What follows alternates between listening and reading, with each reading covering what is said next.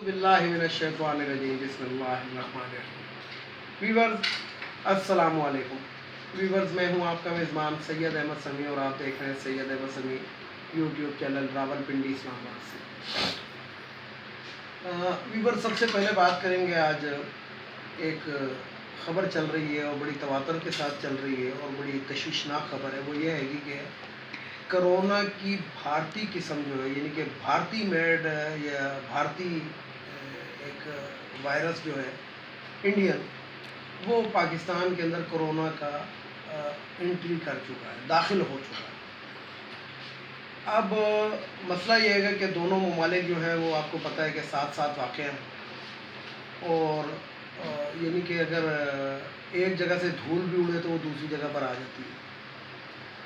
बहरहाल हुकूमत पाकिस्तान ने बार बार ऐलानात भी करते रहे, बार बार वो भी करते रहे कि जनाब SOPs पे अमल करें। और पाकिस्तान के अंदर ये तो मैं नहीं कहूँगा कि 100% लोगों ने SOPs पे अमल किया, लेकिन जो पढ़ा लिखा तबका था, समझदार तबका था और वो तबका था जो ज़्यादा अरसे ज़िंदा रहना चाहता है, यानी कि जिनको मौत से बहुत डर लगता है, तो वो जो थे वो बाहर कम से कम निकले और काफ़ी हद तक काबू पा लिया गया। लेकिन ये जो भारतीय किस्म की जो एंट्री है, ये एक तशवीशनाक बात है। तो अब इसके अंदर मसला ये है कि एक बदकिस्मती कह सकते हैं हम, ये PTI की हुकूमत की या मौजूदा हुकूमत की, कि जब से ये हुकूमत आई है तो ये एक कोरोना की जो किस्म है, कोरोना वायरस जो था वो पूरी दुनिया ने जिसको अपनी लपेट के अंदर लिया, तो पाकिस्तान के अंदर भी ज़ाहिर बात है कि इसका असर होना था। तो तरह तरह के नाम लिए गए कि जनाब ईरान से जनाब जुल्फ़ी बुखारी ने दाखिल करवा दिया, ईरानियों को दाखिल कर दिया और ये कर दिया वो कर दिया। तो बात ये है कि ज़मीन से आसमान तक किसी भी मुल्क की सरहदें नहीं उठाई जा सकती, यानी कि दुनिया से कट ऑफ नहीं किया जा सकता किसी भी मुल्क को कि हम ज़मीन से आसमान तक की एक सरहदें उठा दें और दीवारें बना दें और कि जनाब इसमें कोई चीज़ दाखिल ना हो सके, तो ये नामुमकिन चीज़ है। तो बहरहाल ये हैगा कि जुल्फ़ी बुखारी पे बड़ा इल्ज़ाम लगाया गया था और भी लोगों पे इल्ज़ाम लगाया गया था। जुल्फ़ी बुखारी का मैं नाम इसलिए ले रहा हूँ कि वो ज़्यादा नाम चला था। तो आप क्या ख्याल है कि कोरोना की जो भारतीय किस्म दाखिल हुई है, तो अखबारों में भी आया हुआ है, TV में भी आया हुआ है, हर जगह पे आता रहा है कि इंडिया के बहुत से जो मुलाजमीन हैं वो तो शरीफ फैमिलियों की मिलों में, कारखानों में काम करते रहे। तो क्या ख्याल है इस बात को आगे ना बढ़ा लिया जाए? तो बहरहाल हुकूमत को चाहिए, लॉ इन्फोर्समेंट एजेंसीज़ को चाहिए और जो भी लोग इस चीज़ को देख रहे हैं उनको ये चाहिए कि ये कोई साजिश तो नहीं है, किसी तरीके से दाखिल तो नहीं किया गया, इस पर बहरहाल नज़र रखनी चाहिए। अब आते हैं ज़रा पाकिस्तानी सियासत की जानिब। सबसे पहली बात यह है कि पाकिस्तान के अंदर आपको पता है कि वो वैसे तो पूरे पाकिस्तान में किसी को नहीं पता था कि ये जो लिफाफा सहाफ़ी होते हैं इनको डीप पॉकेट कहते हैं। ये तो शाह महमूद कुरैशी ने तकरीर कर दी अक़वाम मुत्तहिदा के अंदर और CNN वालों को डीप पॉकेट कहा, तो अब यहाँ पे भी सबको पता लग गया कि लिफाफा सहाफ़ियों को जो पैसे लेके ख़बर को इस्टैब्लिश करते हैं तो उनको डीप पॉकेट कहा जाता है। तो हमारे पाकिस्तान में डीप पॉकेट माशाल्लाह बहुत ज़्यादा है, बहुत ही ज़्यादा है। हामिद वीर, सलीम सहाफ़ी, आसमा शिराज़ी, नजम सेठी, ये पता नहीं एक लंबी लाइन है। तो आज पहले याद होगा आपको कि हामिद मीर ने एक ड्रामा किया था कराची के अंदर कि जी मुझे गोली लग गई, और वो इतना काबिल डॉक्टर था। वो जिस डॉक्टर ने गोली निकाली थी पेट में से, वो इतना काबिल था कि उसने शर्ट नहीं उतारी थी हामिद मीर की, और शर्ट के ऊपर उसने बैंडेज भी कर दी थी। ये तस्वीरें मौजूद हैं सोशल मीडिया के ऊपर भी और मीडिया के ऊपर भी। तो आज एक यानी कि 1-2 दिन पहले एक और ड्रामा हुआ पेशावर के अंदर। तो मैंने आपको जैसा कि बताया कि मेरा खुद ताल्लुक़ पेशावर से, तो मैंने अपने ज़राए से भी मालूम किया, तो पता लगा कि वो भी बहुत बड़ा ड्रामाबाज है। और वो इतना बड़ा ड्रामाबाज है कि एक दिन जो था वो तस्वीरें भी अब उसकी आ गई हैं और मैंने भी वो तस्वीरें जो है वो पब्लिक की हैं कि पहले दिन उसकी दोनों हड्डियां टूटी हुई थी और तीसरे दिन जब वो मौलाना फजलुर रहमान दीन फरोश मौलवी के साथ बैठा था जिसने इसको प्लांट किया था, ये प्लांट भी मौलाना फजलुर रहमान ने किया था ये चीज़, तो वो उसके दोनों हाथों पे से पट्टियाँ भी उतर गई थी और हड्डियाँ भी जुड़ गई थी। फिर वो जो प्रेस कॉन्फ्रेंस कर रहा है तो इधर ये आवाम को ज़रा सा देखना चाहिए कि जो हाथ टूटा हुआ है उसके अंदर मोबाइल कैसे पकड़ा हुआ है। जब हड्डी टूट जाए तो ये तो उंगलियाँ हरकत ही नहीं करती हैं। تو بقول اس کی کونی کی ہڈی ٹوٹ گئی تھی، لیکن موبائل اس نے اسی ہاتھ پہ پکڑا ہوا ہے جس ہاتھ پہ پلسٹر ہے. اور تیسرے دن یہ پلسٹر کیسے اتر گیا؟ یعنی کہ ایک تو لاہور ہائی کورٹ مشہور ہے کہ جسے کہتے ہیں تیز ترین انصاف مہیا کرنے میں. تو میرا جہاں تک خیال ہے اس صحافی نے نا، وہ ایک انڈین فلم تھی وہ غالباً ہالیڈے، جس کے اندر وہ یوں کر کے اپنی ہڈیاں ٹھیک کر لیتا ہے، تو شاید یہ اس چیز کا ماسٹر تھا یہ صحافی، کہ اس نے اپنی کونی کی ہڈی جو تھی وہ مروڑ توڑ کے ٹھیک کر لی اور تیسرے دن پلسٹر اتر گیا. تو ہمارا مقصد بتانے کا یہ ہے کہ ڈرامے بازوں کی پاکستان میں کمی نہیں ہے. شہباز شریف پہلے لندن بھاگنے کی تیاری کر رہا تھا، جب ناکام ہوا تو اب وہ جو ہے مولانا فضل الرحمان سے ملنے کے لیے گیا اور ساتھ میں مریم بی بی کو بھی لے گئے. اچھا، میں نے اپنی اکثر ویڈیو کے اندر کہا ہے کہ یہ مریم ہوگی، شہباز شریف ہو گیا، نواز، یہ ایک ہی ہیں.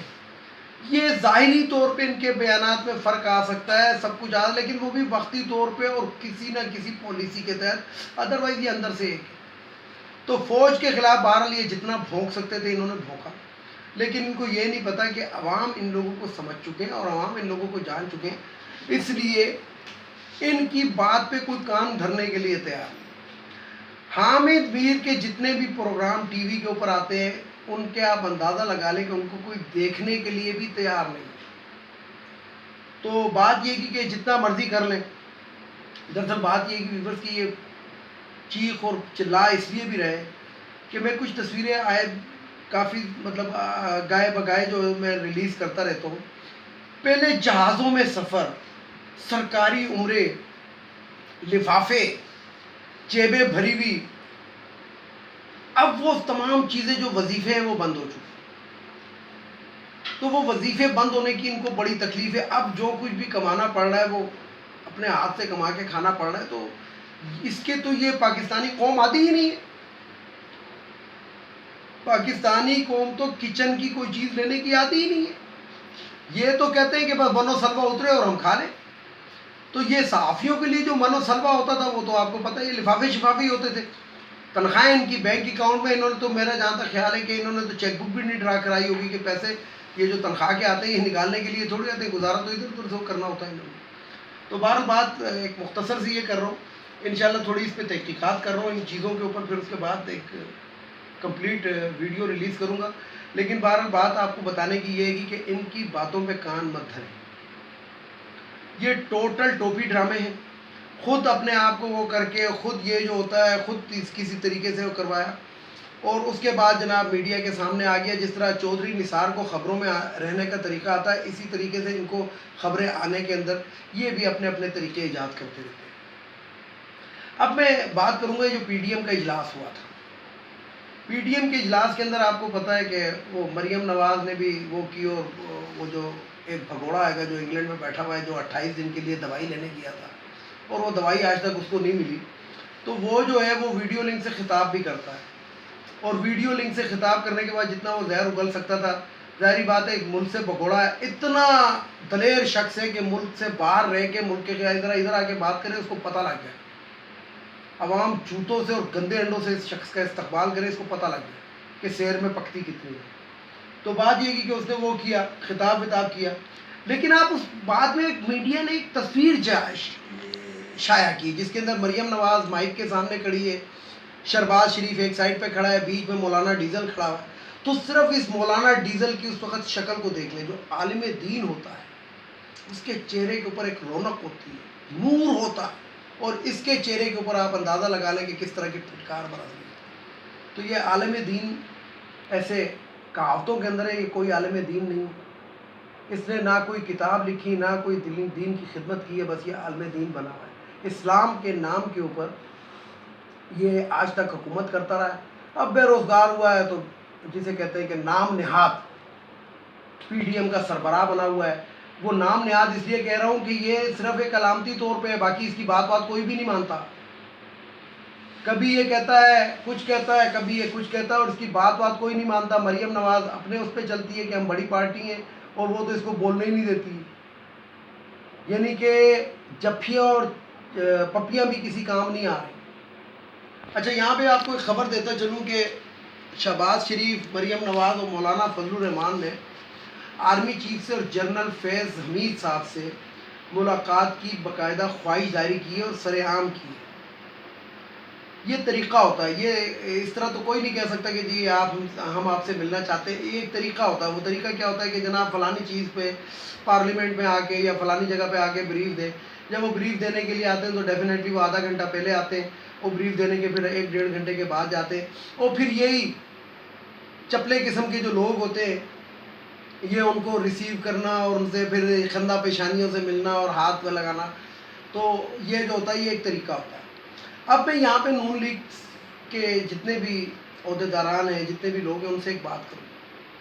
وہ بات یہ کروں گا کہ آپ لوگوں کو بڑی تکلیف ہے کہ کسی صحافی کے اوپر حملہ ہوا. پہلے تو میں اس کی وہ کرتا ہوں کہ اگر یہ حملہ ہوا ہے تو غلط ہوا ہے, لیکن میرا جہاں تک تجربہ ہے, میرا جہاں تک ایکسپیرینس ہے, میری جہاں تک سوچ ہے, تو ISI جو روس جیسے ملک کے ٹکڑے کر دیتی ہے, امریکہ جیسے ملک کو افغانستان میں تکنیکاً آج تک چاہتی ہے, اور دشمنوں سے گھرے ہوئے اس ملک کی سلامتی آج تک اگر برقرار ہے اس ISI کے دم سے, تو وہ کیا اتنی کمزور ISI تھی کہ وہ اس کا ہاتھ پورا بھی نہ توڑ سکی اس صحافی کا جو ڈرامہ ہے کر رہا ہے.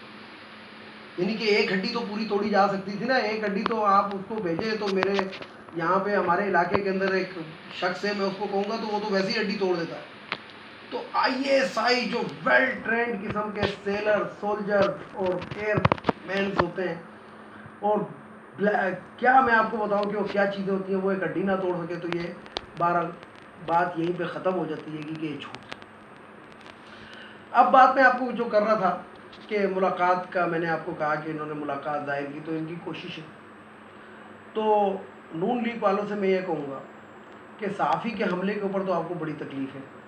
تو وہ دن یاد ہے آپ کو کہ جب نواز شریف جو تھا, جب اس کو سپریم کورٹ نے ہٹایا, کچھ دن کے بعد یہ پارلیمنٹ ہاؤس شاہد خاقان عباسی عرف پہاڑی خچر سے ملنے کے لیے آیا تھا. تو نواز شریف کے ایک گارڈ نے جیو کے کیمرہ مین کے اوپر اپنا لانگ بوٹ رکھا تھا, اور وہ پھر ٹی وی پہ بھی دکھایا تھا کہ اس کی جبڑے کی ہڈی ٹوٹ گئی ہے. تو وہ بھی کوئی یاد ہے کہ نہیں؟ کیا وہ صحافی نہیں تھا؟ وہ فوٹو جرنلسٹ نہیں تھا؟ تو لہذا اپنے گریبانوں میں جھانکے, اور اپنے گریبانوں میں جھانکنے کے بعد, اچھا یہ ایک ویورز میں آپ کو ایک حقیقت بتاؤں کہ یہ ایک طریقہ ہے, جو چیز بھی ہو جائے وہ حکومت پہ الزام دھر دو. جس طرح انڈیا کے اندر پٹاخہ پھوٹتا ہے تو ISI پہ الزام ہو جاتا ہے, تو وہی یہاں پہ پھیلایا جا رہا ہے. جو چیز ہو وہ ISI پہ لگا دو. اور ISI اتنی فارغ نہیں ہے کہ ان جیسے گلی کے تھرڈ کلاس لوگوں کے پیچھے پھرتی ہے. ISI کے بڑے کام ہیں, اور ISI جو ہے نا, ان کو ضرورت نہیں ہے اس قسم کے لوگوں کو جو لوگ اپنی محتاط مارے. ویڈیو کو لائک کریں, شیئر کریں, سبسکرائب کریں, بیل آئیکن کے بٹن کو ضرور دبائیں تاکہ میری نیکسٹ ویڈیو آپ کو مل سکے.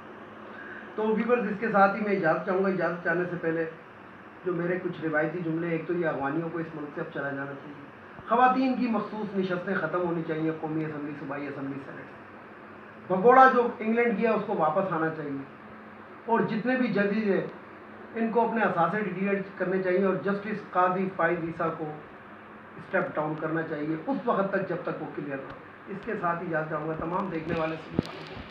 اللہ حافظ. اور آخر میں وہی نعرہ, پاکستان زندہ باد, پاک فوج زندہ باد.